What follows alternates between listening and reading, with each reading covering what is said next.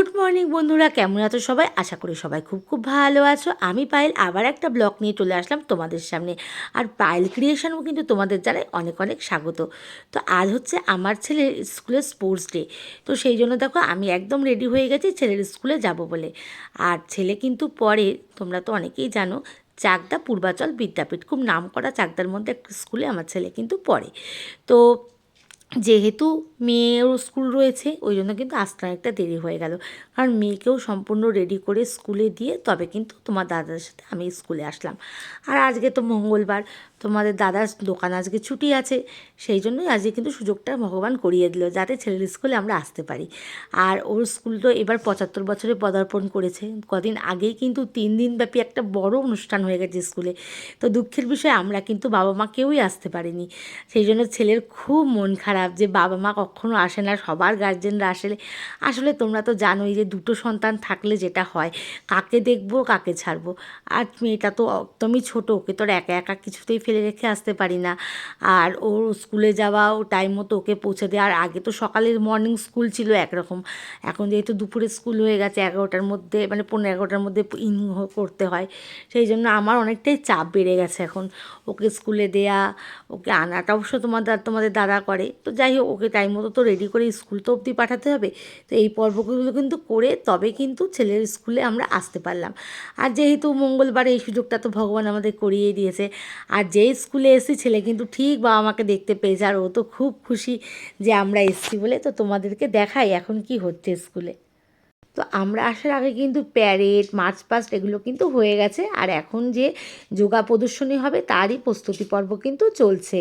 আর কি সুন্দর সব ডিসিপ্লিন বাচ্চাগুলোর, এটাই সবচেয়ে ভালো লাগে। আর খেলাধুলো করা বা যোগাব্যায়াম করা এগুলো তো শরীরের পক্ষেও খুবই উপকারী। আর যেহেতু পড়াশুনোর চাপে এখন বাচ্চা কাচ্চা সত্যি কথা বলতে খেলতেই পারে না, সারাদিনই পড়া, স্কুল, বিভিন্ন রকম জায়গায় যাওয়া, এগুলো তো থেকেই থাকে বাচ্চাদের। তো স্কুল ভিত্তিক এই যে কাজগুলো এগুলো কিন্তু পূর্বাচল বিদ্যাপীঠের চলো তোমাদেরকে দেখাই। 59তম বার্ষিক ক্রীড়া প্রতিযোগিতায় 75তম বর্ষকে সামনে রেখে আমাদের বার্ষিক ক্রীড়া প্রতিযোগিতার